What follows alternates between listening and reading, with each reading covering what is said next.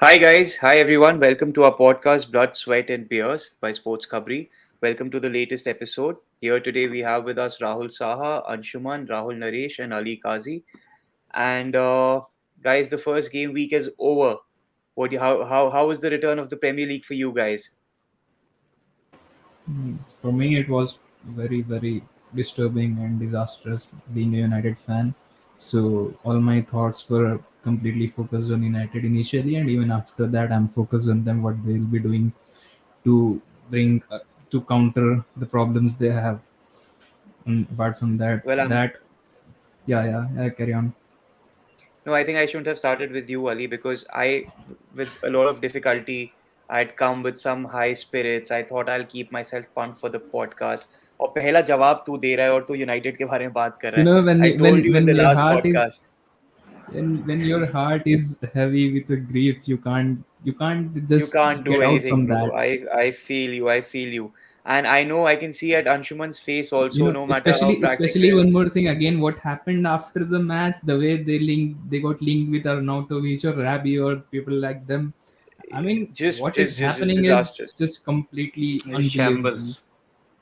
Disastrous. Like we have become a laughing stock right now. We'll be talking more about this in the Yeah, podcast, and I'm sure Anshuman has some harsh words to say about the way the club is being run right now. And I think you will be able to put it much better, Anshuman, than either me and Ali could. But otherwise, how has the week been for you, Anshuman? It has been fantastic, I have to say. I mean, United is something I don't really try to think too seriously about because it's rightly essentially pointless. But yeah, it's good having football back finally. And there was football last week, there's football this week, and I just cannot wait for it to go again once more. So yeah, I was thoroughly enjoying myself throughout the weekend, and cannot wait for the other round to come around. Brilliantly put, Anshuman. Brilliantly put. It seems like you can't even wait for the midweek fixtures. It's like how our podcast is named, right? Footballers अपना blood sweat देते रहे हम अपनी beard लेके बैठेंगे और match देखेंगे. That's the Exactly. best part. So Rahul Naresh, what do you think? How is it for you? For a listeners who maybe missed our last episode, Rahul Naresh is an avid Gunners fan, and he's been a Gunner for the last how many years, Rahul? For about 7 years. 8 years? Wow, that's Oh my amazing. God, no, it's 2013. I don't know why. 9 years. Yeah. So, Yeah. I'm sure you are happy. Yeah, absolutely. Um, Lovely to have the Premier League Sure you are back. happy It's after, especially after the last season when Arsenal started with three consecutive losses for you. yeah, yeah. I know, for sure. Great start to the season. Uh, Extremely refreshing to have the Premier League back. Looking forward to the season ahead. I have nothing to say, nothing to say really. I was really happy. First game of the season, we started off with a win. Great to have the Premier League back again. I want to see how Spurs go. Something I watch closely, but yeah, so far so good. And Mr. Saha, I've been seeing that you've been trying to hide your smirk or your smile because we started with the United topic, and there is a bubbling happiness inside you after what happened with Arsenal and what happened elsewhere. How has it been like for you? Well, like to get to watch the 10 Premier League games over the weekend, you can't ask for anything else. Other than that, the why I was, smiling a bit on the Manchester United bit is that, for many years, people have labeled us as the banter FC. But I can now slowly see Manchester United taking that crown from us. So I'm more than happy to give them the crown. Like like we were waiting for someone to take the crown from us, and Manchester United are I think the perfect club to take the crown from us in that regard. Because like I would not like point out you three guys, but in my lifetime I've had a few United fans who have been very cocky and arrogant with their team. you So know, like let this let is this has been a great reality check for at least those people. can I Well, say one okay, thing? Rahul. Yeah, Ali. Yeah, So please, Ali, please. even then, if we have the banter crown, our crown will be adorned with 13 Premier Leagues, which Arsenal is never gonna have. Oh, So It's fine. I It's was. fine. rest my case I here. like live. I don't like to live in the past. Well, listen, You can't do I anything don't. with the past. Well, guys, see, I don't Yeah, let's encourage see. such banters. I don't encourage such banters on our podcast. But I would also like to add something to what Ali said.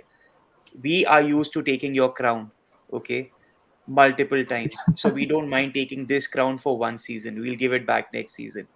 But anyway, moving ahead, guys, we'll have a lot of time for this banter. What are the pointers that you took from this game week? Things that any emerging trends? I know it's very difficult in the first week, but any trends, any pointers, observations from the week gone by? Anshuman, we'll start with you.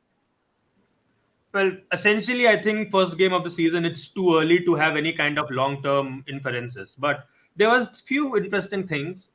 Newcastle, I thought I've always considered Newcastle to be a team that could come close to beat United and take their sixth place this season.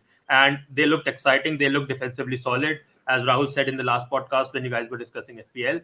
And so that was something that really made me think that okay, they might be climbing the table even faster than I had anticipated. And Manchester City playing with a proper number nine and doing quite well with that. So that is the second and last thing that I would say, that Pep has been able to. You could say that against West Ham, that was a pretty unique solution that he had created by overbombing the midfield with inverted fullbacks on both ends. But the way that they were able to completely take control of the game and not really allow West Ham into it just really made me think that despite this being quite a tactical challenge for Guardiola, he has been able to come through with it, and he is once again creating new systems, and he's once again going to surprise most of us. So yeah, those are the two biggest things that I took from the first week. Excellent. Ali, what are your takeaways from the game week one? No, as Anshuman said, we can't establish our narrative on any one point after the first game week. But as I was presuming that Liverpool are gonna struggle, so they did struggle against Fulham, and again they Klopp will have to find a 11 again, an 11 again, which he had, which he doesn't have now. So it might get him. It might take him around 5, 6, or maybe 7 game weeks to get a full 11, which he can trust on. And now he has lost Thiago for 6 weeks. So I feel like Liverpool might not get to challenge the title this time around just because of the flaws they have initially in the season. Maybe it might be a bias, but I have a narrative to back my point. Okay. And again, one Rahul, more thing. Naresh. Yeah, sorry. Yeah, Ali, So go I on, have one please. more thing to add. So I didn't see Brighton play. I didn't presume Brighton will play too well the way they played because they lost Kukurea and Bissouma. Actually, there are two main players. So the way Graham Potter set up his team and the enthusiasm they showed, especially Moses Caicedo or Pascal Grosch. Hmm. So Brighton are going to be the way they were last season. Okay. That's it. All right. Mr. Naresh, what do you think? You can't really look past United's loss, right? For game week one. I mean, I know it's come up again, but it's just something you can't look past because none of the other big six lost. So it's just something that, yeah, I will just. I mean, obviously you have to give it time and we'll take a look at it. Apart from that, Brighton again, some that greatly. I think Ali pointed out. It's another team that you really have to look at, and you're really hoping that they do well. Graham Potter set them up really nicely. They're playing the same way they did. They've lost Bissouma Kukurea, doesn't matter. They look good. I really wish they do well and challenge for the European spots. And Rahul Saha, what are your takeaways? Yeah, I think all of them, I think, like explained everything beautifully. So I don't have very and many things to add. I would just to like add one thing from Anshuman's point on Man City, that I also like noticed that change, because like see, post the drinks break in the first half when Fabianski got injured, like Man City were still using their their runners who were overlapping the wings and putting in balls in the 6 yard box. Was after the drinks break. This is an evident change that I spotted, is that like the both fullbacks tucked in, and therefore the front five, instead of like playing those intricate one twos or like hugging the bylines, they were running at the defense. And as far as I can understand, like this could be their main ploy against low blocks, where Pep will not will ask his team just not give the teams who are used to set up in a low block system to give them the time to get their players in the correct compact, like there are four or the blocks of four or those sort of things. So I think this is what I said, this is what Pep used very intelligently. So you can see, you can notice it with and this was more evident with Jack Grealish down the left flank. Like he was constantly running at the the other for center half and the full back, and that allowed to that someone like Ilkay Gundogan and um, uh, Kevin De Bruyne to push up further higher up the half spaces, which they were not able to do at least in the the first 20 or 25 minutes. So this is an quite an interesting change that I noticed. And on Brighton, I think this is why I said like Manu should be wary of Brighton, because uh, while football is a team that is played by 22 players on the pitch, but I think um, it is still a game that it is still a game that the tactic, the system in place, and the manager who's employing the system plays a huge role in the outcome of the match. Like you can have the best 11 players in the pitch in one side, and you can have a well drilled players of average players in the other side, but if they are matched up, if they play against each other 10 times, you can that well drilled team is expected to build their world 11 at least 6 to 8 times in those 10 matches. So this is what I would say about that thing. So although they have lost Kukurea and although they have lost Suma, they have a well drilled setup system for at least 3.5 4 seasons 4 years. So when you're coming up against that, it is very difficult to circumvent that, especially if you are a team that is in its nascent stage and trying to rebuild from its from all the wobbles it has had in its recent past. No, also So I that think will be it. Rahul, like you said, I think also when you talk about tactics and managers, it's also about the kind of team the manager gets. If he gets that team that he wants to, with whom he can employ his tactics properly, like we saw with Pochettino last season in League One. Like he had Neymar, he had Messi, he had Mbappe. But even then, you knew that this is not the system probably that he wants to play with, and this is just a superstar team that he's going ahead with, and that's what we saw in the results also. Like there was no Yeah, the way exactly. they lost Champions League and then whatever happened in League One. It's not like it was a straightforward. It's just because of the. I mean, you know what? How League One is. So that is. I think that's my one takeaway from this weekend also, which is about you know United does need time and clubs do need time, and you do need to have players who are they're just far away from that place where they can have the team that can play the system Ten Hag wants to play. But the other thing which was my takeaway and something which I want to discuss with you guys is when we reach week 20, 18, 19, 24, 25, each and every draw or defeat we speak about points lost in the for the champions race, or for the Champions League race, or for the Europa League race.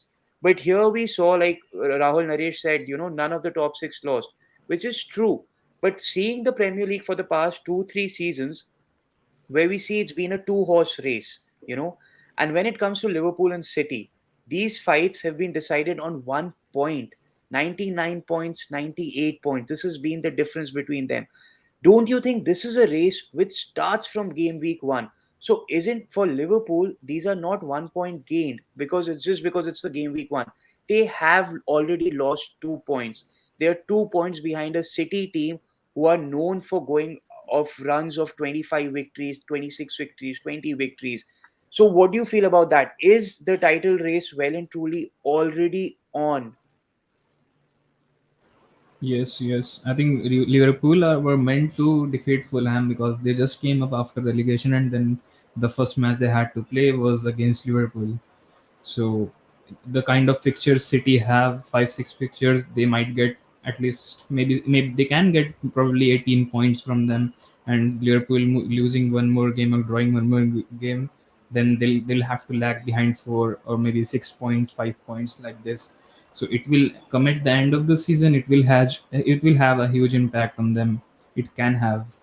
So because again, City can, the way you said, they have the tendency to go 20, 25 games on a winning streak or not losing a single game. So let's see. But again, Liverpool last season, they showed they were completely over. At the, I think it was in January. We believe that they are not gonna place come into the place where they can fight for the title, but they did, and they ended up losing in the last minute. So Exactly. Premier Exactly. League is kind of a league where we can't put a single sentence that this is gonna happen. Anything can happen. But yes, Yeah. dropping 2 points again Fulham is probably again the very first game of Fulham is probably a 2 point loss more than 1 point gained. What is your view on this, Anshuman? What do you think? So, do the Premier League title races begin on match day one? Theoretically, yes. Practically, no. Because look, whatever points you lose, they at the end of the day they count in your points tally. But we need to remember that these are the games played by not robots but human beings, and they are affected much like us by the narratives that are the pre-existing ones and the potential narratives that might follow.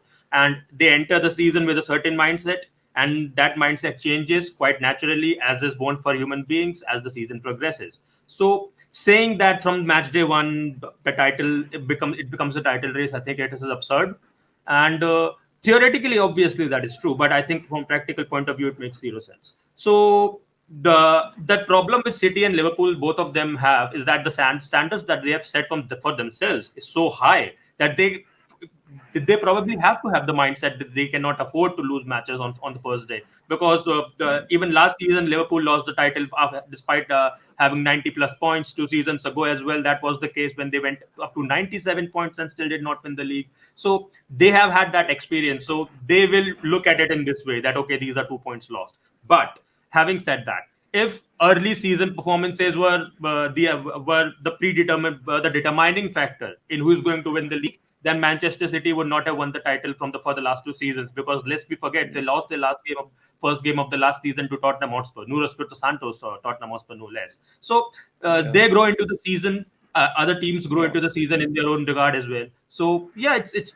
mathematically is absolutely correct that the points that Liverpool have dropped on day one will come back to bite them in some way, shape, or form. But as far as the practicality of it goes, the narratives go, I think it's a lot more complex than that. So yeah, I don't think it's not something that we need to take too seriously. The match day one points. Rahul, are these results something that I'm talking to Rahul Naresh here? Are these results something that you're going to look into too much, or are you going to just wave them off as a game week one result?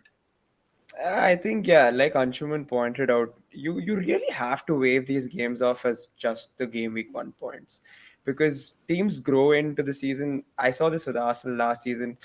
The first 3 games, COVID affected. We didn't have the players, and then you grow into the season. You play much better when you have your system and you understand your team a little better. Liverpool new signings. Look, we want to see how they fit into the team. Yeah, they will grow into the season. For me, what this just does is make that City Liverpool game a lot more interesting when it comes around. So when you have a few drop points here and there, makes it more interesting. That's about it.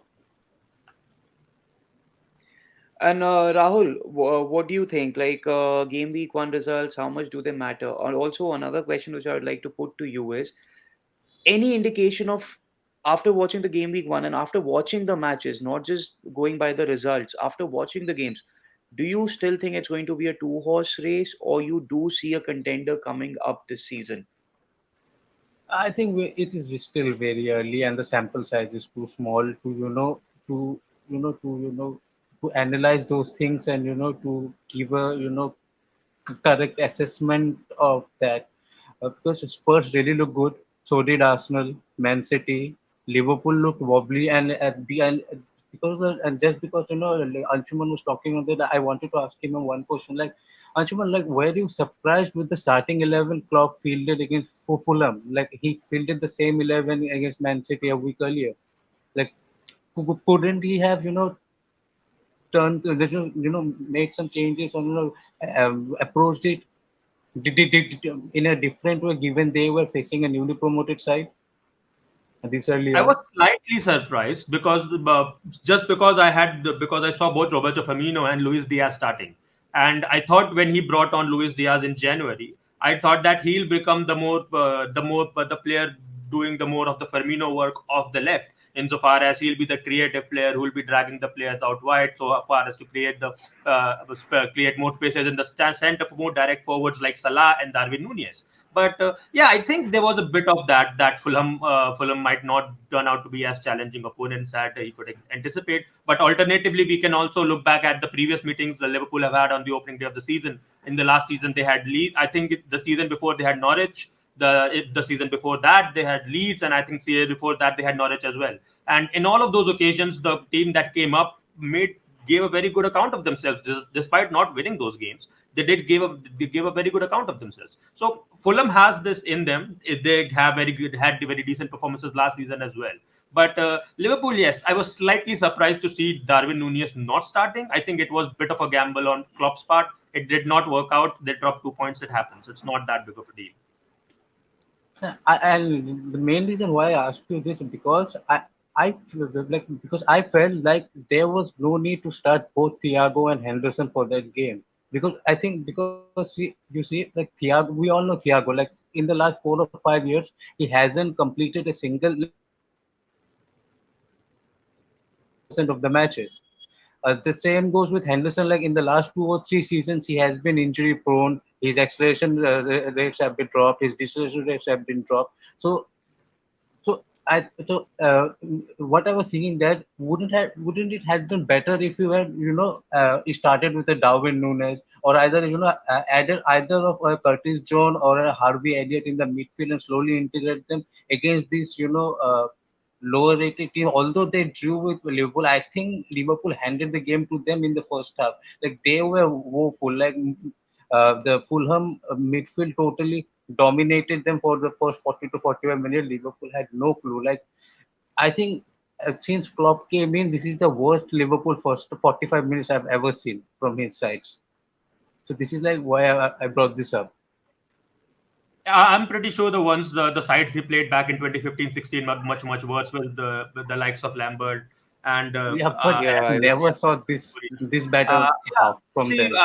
yeah. So I think I'll keep it as short as possible. I don't think that the midfield trio of Henderson, Thiago, and Fabinho would have been changed, irrespective of whether it went with Nunez or Firmino.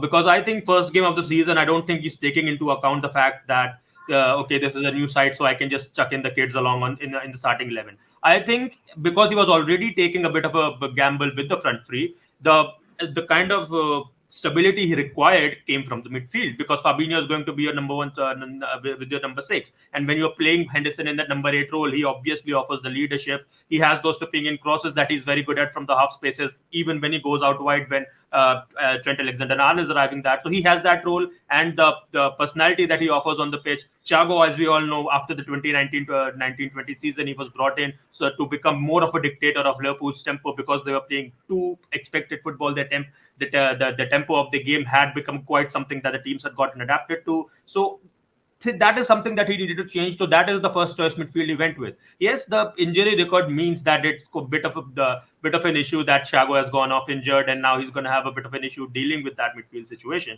But I don't think you can go into the first match of the season taking injury into account, because that is something you can take injury account as much as you can, but at the end of the day, they happen very abruptly. So I don't think that is much of a gamble on his part. I think it's just something that happened and he has to deal with now. Fair enough. Yeah, and I think also, Abhi, because it's just game week one, and maybe within a couple of game weeks or game week by the next 5 game weeks at least, we'll probably see maybe these are certain things which the managers are trying to try this season. With the kind of squad that they have. Like Anshuman pointed out of about how City had a proper number nine playing well. Then Rahul Saha obviously made his observations on that. So we'll see what happens in the coming game weeks to really ascertain what kind of a league season we are going to have for us. We have our game week 2 fixtures ready with us. We'll just have them on the screen shortly, and then we can just go. Let's see what. So we start with Aston Villa versus Everton. Then we have Arsenal facing Leicester at home.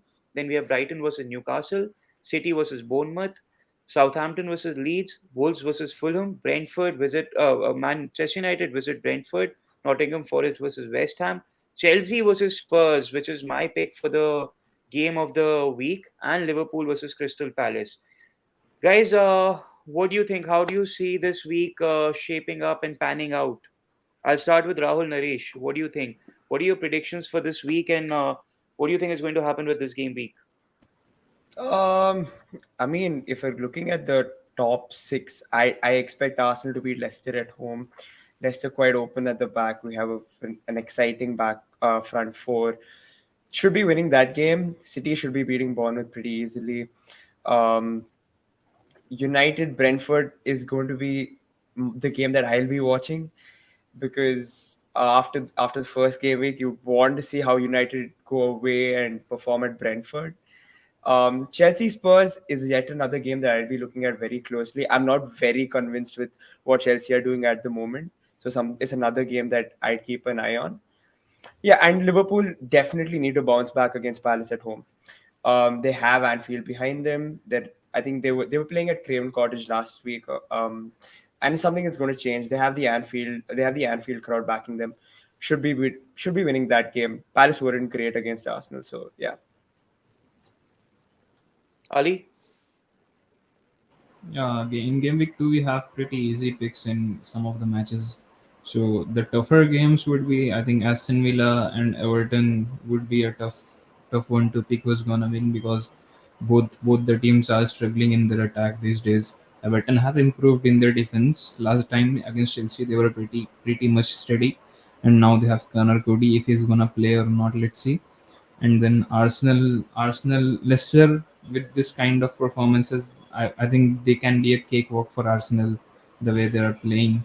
And Brighton versus Newcastle is gonna be a tough game. We can't see who's gonna win. So again, Man City cakewalk over Bournemouth is expected. Southampton versus Leeds. Leeds are miles better versus Southampton. So again, for me also, my pick of the game would be Chelsea versus Spurs. Spurs very good in attack. Chelsea very good in defense, struggling to score goals. So it's gonna be a dovetail joint kind of match. So let's see what's gonna happen in them. Again, Liverpool, we expect Liverpool to bounce back, and I think Darwin Nunez is gonna start because he actually changed the game last time around. Few interesting matches in Chelsea, Spurs. I'm not gonna talk about Brentford versus Manchester I United. am We not. can't. No, Ali. It doesn't work like this. I'm not going to let you go off this easy. Yeah, Face the I have pain. to, Face the pain. again. I'm gonna say United should bounce back, and Ronaldo. They'll start with Ronaldo as a number 9, and again, the problem United have is McFred. However good Fred has played, he's not consistent. McTominay doesn't know probably where to be at what point, what to do, how to link up with the players. So, especially McTominay is not the level United need, and especially in a possession-based team, we can't have a player like McTominay. So, United's problem is again the same. They are struggling with the same midfield. Whatever last time around I said to my friends in last season that United our team are like a donut. They have decent players around, but the midfield, there's a Yeah, hole in the midfield, and that is the that's number a 6. very good example. That's actually a very good example. They need Ali, an I would anchor. ask you to. I'm sorry. I'll ask you to hold this thought because I think this is something that we need to talk about a little more in this podcast. Yes. Anshuman, let's go with your views on this game week 2. Yeah, I cannot wait for Chelsea versus Spurs in particular because that's a quite tasty make fixture. And I'd like to see how a dysfunctional Chelsea side, because I think they are slightly dysfunctional at the moment, work against a Spurs that are now quite well drilled, and Antonio Conte not completely impervious. I think they still have they can still concede the odd goal. So that is going to be one very tasty fixture.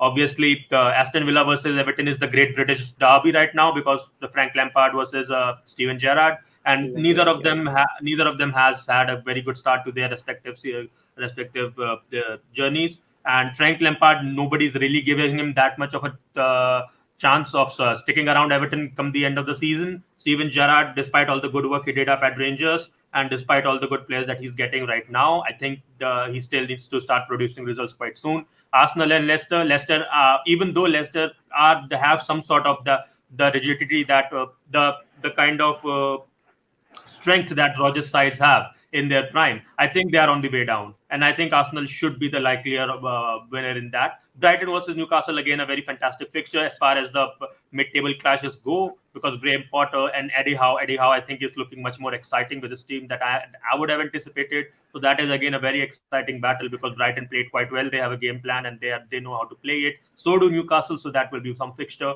Man City versus Bournemouth, I think if Scott Parker had any match in which he could go out and tell his team that, okay, just do your thing, nothing really matters, and just see what happens in the first half, let's play our game, this would be it. Because if you can get to City, it's going to be happening in the first half. You cannot sit back against them and then expect them to not roll you over. So again, I'd like to see what they do in the first half. Southampton versus Leeds, I think Leeds made a quite good showing of themselves, but let's see what happens with Southampton, because Southampton seem a bit too reliant on James Ward-Prowse at the moment. I quite like that their new keeper Bazunu that they have brought from Manchester City. His positioning was quite good. I think his distribution is something that can be worked upon. So they have a bits and pieces in there, but I don't really think that they have that much going for them this season. Leeds, on the other hand, seem to have adopted the temperament that Jesse Marsch shows. It feels like that he's trying to make them play as good a game as he talks. So I'd like to see more of what happens there. Wolves versus Fulham. I think Fulham gave a pretty good show of themselves. I think they'll do that once again, but do not root for Wolves out. I think this could be another draw. Brentford versus Manchester United, and the Brentford are again a very well-drilled side. Again, I think they've also added Mikel Damsgaard to their squad, so they're further more strengthened. They have a plan. They know that the team they're facing do not have one, and even if they do, they don't really are in the right place to be able to enact it to its entirety. So they have a lot of things going for them, and plus they have the home crowd behind them. So if you're gonna beat Manchester United, well, you can do that on any other day as well these days. But this is as good a chance as you're gonna get. So I still fancy Bradford's chances because they have the confidence, and United do not. So Nottingham Forest versus West Ham, the Jesse Lingard derby. Cannot wait for him to score against his whole team and run away screaming in celebration. So there is that once again. Nottingham Forest did some interesting things. They have bought a lot of players. Steve Cooper has a lot of praise going around for him. But let's see if he can cut it in the big time, because getting a lot of players in doesn't necessarily mean that you're going to have a great season. And most of us are assuming that Nottingham will do a good job because they have quite a good players. But it remains to be seen whether they will be able Cooper will be able to gel these players into a coherent squad, which is, I think, paramount, which is something that West Ham have with David Moyes. And I think they're going to do, again, going for the European places this season. And the Liverpool versus Crystal Palace, I think Liverpool will try not to repeat those mistakes that they did last time round. I think not having Thiago is going to become a problem for them. I'd like to see if Klopp starts with Harvey Elliott this time, or if he goes with Naby Keita in case he's available. So I think Darwin Nunez has to start, because that makeup of the front three last time did not really work. And Crystal Palace, I think Sheikh Doucouré, the new signing, is not the same level as Conor Gallagher, but made a very good showing of himself. So I think they still have a plan. They have the industry going for them. So that is something that Liverpool will need to be wary of. And because they haven't had the best of starts on game week 1, they will need to get the ground running as quickly as they can, or Panic will set in once again. Because we know that the Anfield crowd goes behind them very strongly, but it goes to a certain while. And the more goalless the affair remains, the more panic will set. So I think they'll need to score early as well. Yes, and Chelsea and Spurs is my match of the week. That's the one I'm looking for. I cannot wait for the match to pan out and see whether Conte can actually undo this Chelsea side. Yeah, I think a lot of Chelsea fans are also scared of Conte coming back. So we'll see what happens in that game week. Rahul Saha, how about your predictions for the week? Yeah, so I'll make this very quick. So, like as I said in the previous podcast, in the FPL one, that I like Aston Villa look really poor, both defensively and in the attacking front. Like they are disjointed. However, like Everton in that regard, like they have shown defensive stability in my opinion, but they don't have attackers up front. So like this can possibly end in a draw. While I back Arsenal to get 3 points against Leicester, like more than anything, I think like Brendan Rodgers is his own enemy sometimes. Like he just makes those blunders far too often nowadays, and yeah, so I don't see Leicester coming away from the Emirates with any points. Brighton Newcastle is another potential draw in my opinion, and a low scoring one. Both have really tight defenses, and that could cancel each other out, and it could either be a 1-1 draw or a 0-0 draw. Man City, I think it will be a walk in the park for them. Bournemouth, they are just like Anshuman said, like this is the base game for them, just to go out and try whatever they want to try, like because they know what the result will eventually be. Southampton and Leeds, well, yeah, Southampton look very shaky, and they are also not clicking offensively, whereas Leeds do looked really promising in their win against Wolves in game week 1. And like it will be interesting how these assets, how these players perform away from home. So yeah, that's an interesting tie to look out for, because you see Aronson really impressed in game week 1. So I'm really looking forward to how he does against Southampton. After that, we have Wolves against Fulham. Yeah, this can be a very open game in my opinion. Like Wolves are shaky. Fulham and Mitrovic, can cause them damage. Why? But Wolves, on the other hand, themselves have good attackers, and I think their deal for Guedes is also done, and if he's available for that Fulham game, so that could be very helpful from there in that regard, since they don't have a number 9 as of now. As of now, with Raul Jimenez. Then Manu Brentford, I think it will be another tough fixture for United to circumvent. Like going away at Brentford is really tough. Like all like Arsenal, Spurs, Liverpool, City, everyone struggled there last season, and I expect the same this season too, because I think Brentford looked good against uh, Leicester in the game week 1. Albeit it was a story of two halves, but still. So at a game, I expect them to at home. I expect them to be much better against United. Forest and West Ham, I still don't think Forest will pull up any trees. Like you have to give them time. I think they've signed 10 or 11 players, so you have to give them a certain amount of time to certain amount of time to stick over to get those players to gel in, and then optimize his plans. So yeah, I think it will be easy 3 points for West Ham. Although like this is their first home game in the Premier League in a long while, so the place could be buzzing. So that can also play a huge role in it. Chelsea and Spurs is the like standout fixture in my opinion. Like it will be a litmus test for both. I feel like Spurs will be up against a really good defensive side.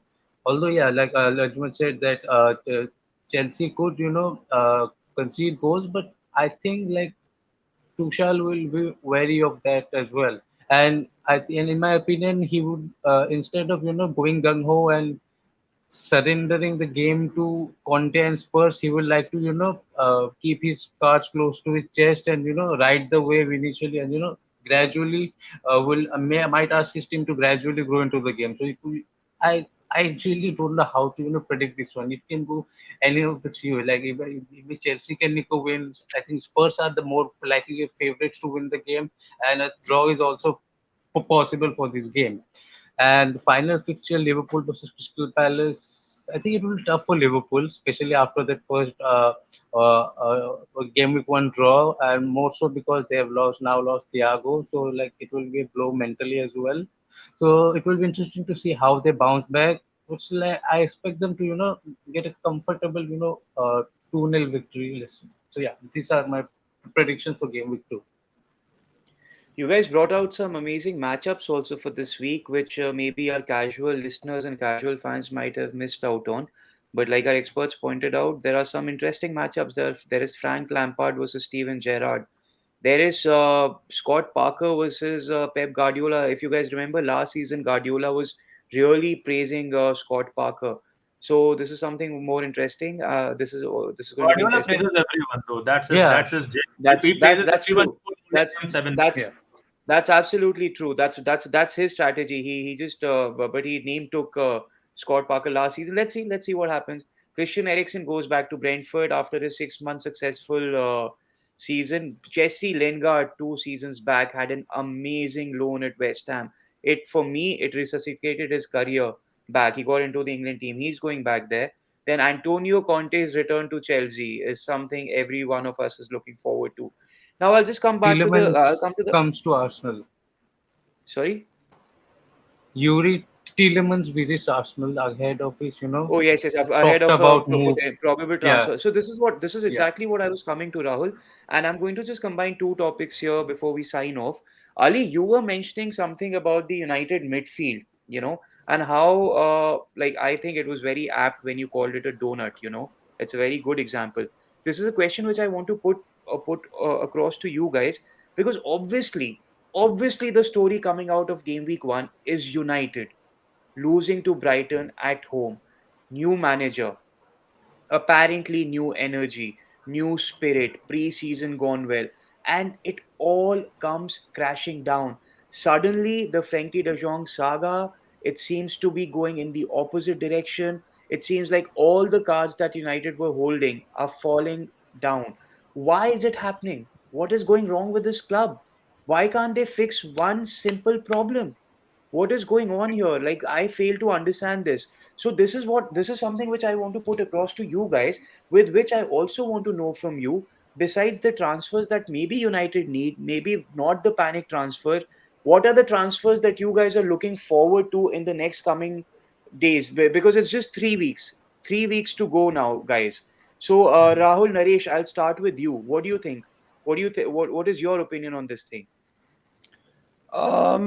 For me personally, again, like we spoke about United, and United are in the limelight. I'm obviously, I mean, everybody says it, I'm saying it. United need to move on from McTominay and Fred. You need a box to box midfielder who's good on the ball, able to play passes from the back. It's something that every team needs nowadays, and it's the same for United. I just think United really needed that Frankie De Jong move to go through, in my opinion. Yeah. But the Anshuman, you're our sports expert here. Tell us something. What I have been reading for the past couple of days, it's going haywire. De Jong is not coming. Mhm. The chances of this deal happening is very low. Where does that Mhm. leave United? How do you move on? Everyone, like Rahul pointed it out, everyone keeps saying move on from McFred. But why aren't the midfielders coming? That is the question every United fan is asking these days. Mhm. Well, there is a reason why McFredge has been the first go-to midfield pivot for Solskjaer, then Ralf Ragnick, and now Erik ten Hag. And the reason is that the United squad that is currently in the dressing room is a hodgepodge of past managers. The recruitment that has been made has not been made for footballing reasons first. It has been made primarily for commercial reasons. So when you have decades worth of mismatch that is going on, this is what happens. That is an insultingly short summary of everything that I could do, because if we start talking about United, we'll be here for another hour, and I know that we need to leave. So this is I why know, we are yeah. that we stick with McFred. That we don't really have an option, and until unless we get one, we are going to have to do. And in the first week, I was slightly bummed out to see McFred starting once again, but I understood where the change was coming from, because the 4-2-3-1 that he has been using primarily in the preseason, it went out the window when Martial got injured. Cristiano Ronaldo was not an option, so he took a gamble. He started up Yeah. Christian Eriksen up front, which I thought should have been the other way around. I thought Bruno Fernandes should have been the one starting up Yeah. front as an unconventional number 9, with Christian Eriksen having a role bit backward, which is something that happened later in the game anyway, when he had to do that when United had momentum in their favor. So he became the de facto regista, playing out from the back. But again, he had an issue because Fred and McTominay, neither of them are great ball carriers. So Eric Ten Hag threw on Ronnie van de Beek, who again is a greater ball carrier, not very good at doing that. He's very good at interpreting the spaces, but he's better than McTominay at that. So they tried to do something, and this is what it boils down to. He tried to do something that United are not very well drilled in. It did not work. The goals that we conceded were typical of the way we have been conceding them over the past 2 seasons, and we'll continue conceding them. So it was not a surprising result. Brighton had a very great game. They had a plan. They pulled through it. Brilliant, absolute great performance. United shambolic, and because of the pre-existing narrative, the way we ended last season, it gets all the more worse for Ten Hag because first game in front of the home fans doesn't turn out well. So the longer this goes on, the more people are going to start coming against him because they're going to blame him for everything essentially. So this is he needs to get a win quickly for his sake, for no one else's. United are going to lose more matches like these as the season progresses. We are going to have to just make peace with that. And No, I think Frankie De Jong, Anshuman. Yeah. yeah, yeah. I'll just wrap this up with Frankie De Jong was never coming to Manchester United. He doesn't want to come. He doesn't want to play in a team that's not offering Champions League football. He doesn't want to leave Barca, and Barca want him gone immediately because they cannot afford keeping him around. So Chelsea is his likeliest option. I think Chelsea is where he will end at because Barca cannot afford to keep him around, and Chelsea are some completely going in for him. They need a marquee signing, and I think he will be another one of those. So yeah, there's that. I think Anshuman, that's you were harsh, but you were completely on point, and that is the harshness which I think every United fan is feeling right now. Quickly, Rahul, No, I'll come to you before I go to Ali and sign off on this. Uh, I would like to add one thing in this. So yeah, Ali, we I'll expected just come to you after. because Ali, I'll Yeah, just come to you because I have a couple more questions for you regarding United, and then we can just Rahul, just quickly, what do you think is happening with this club? Just your quick views on this. Me, Yeah, Rahul Saha, yeah. yeah. I think for like if United are to go back to their glory, like it is a long journey back. Like they have to address each and every like issue, like hierarchical, like the people that are recruiting these players, like, and at the end of the, like, there are like more similarities with Arsenal in the sense like it all stems from the owner, right? So like it is at the end of the day the owner is the one who's like recruiting all those guys who are in turn recruiting the players and managing the club. So like in order to get these things sorted, like a lot has to change, but for that the manager, the owner has to change his approach. And yeah, like I don't see like anything else. Like I think for me, like it is the owners. Like Anshuman is laughing. I think he agrees with me on this part as well. Like I think you can't point it to like Eric Ten Hag, and you can't also particularly point it to the players that are at present in the squad. Like they are the end product of what has happened at the club over the past 10 to 15 years. So you can't just point to fingers at the players or the manager that is at present or there, or the director of football that has been appointed recently. So this is what I would say.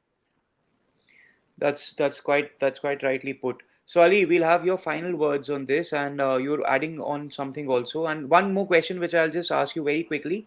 Add on to your point, and then just answer me this also.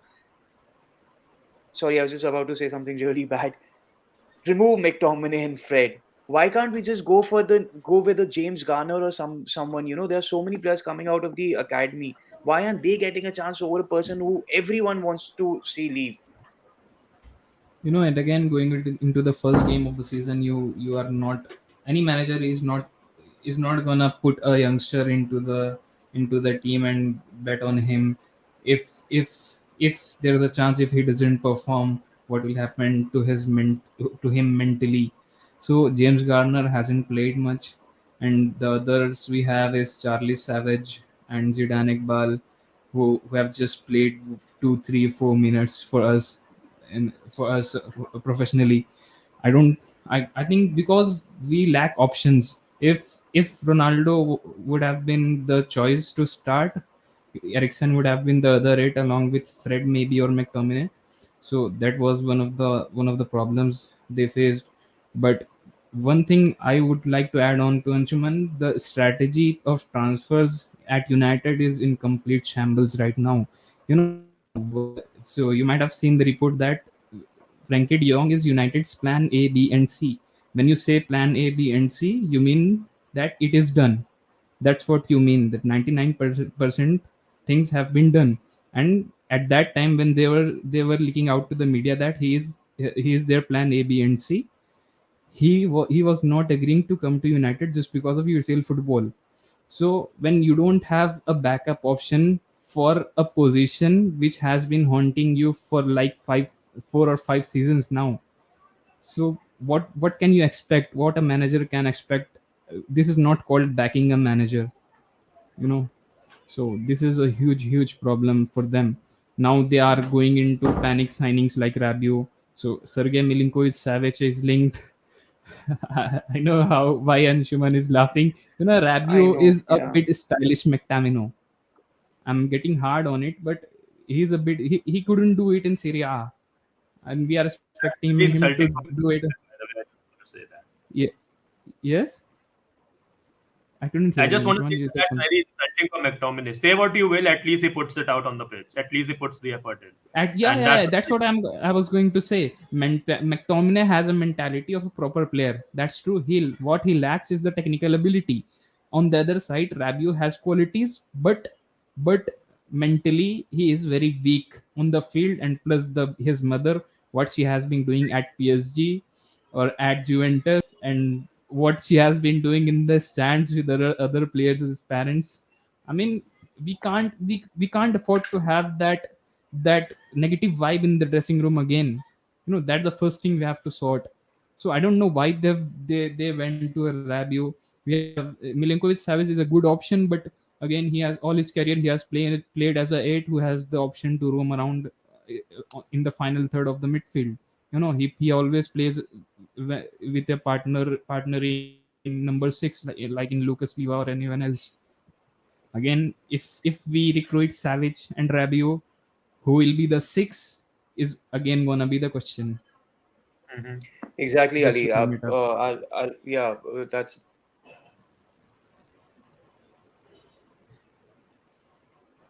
that's also reflective of United strategy and what has been happening with them in the transfer market for the past 3-4 seasons. You go after a player, you don't get it, you don't have any alternative. Finally, you get whoever you're getting at that time. But yeah, let's see what happens by 31st December. And we are very excited for the game week two. We're also going to have Monday night football this season for the first time, which is the Liverpool versus Crystal Palace match. So guys, football is well and truly on. Enjoy the season. Let's hope for better results for our respective teams, and let's have a good fight this season. We'll be seeing you guys in our next podcast, where we'll be again talking about the FPL game week gone by, and then we'll be seeing you in the review of this game week too. Thank you so much for tuning in. Please follow Sports Khabri on all social media platforms: Twitter, Instagram, Facebook, anything. Our description, there is a link to our website, to our league, which we are playing for the FPL, which is also called Blood, Sweat, and Beers. Please join it. Please be a part of a league. There are exciting things happening there. We'll see you next week and enjoy the football.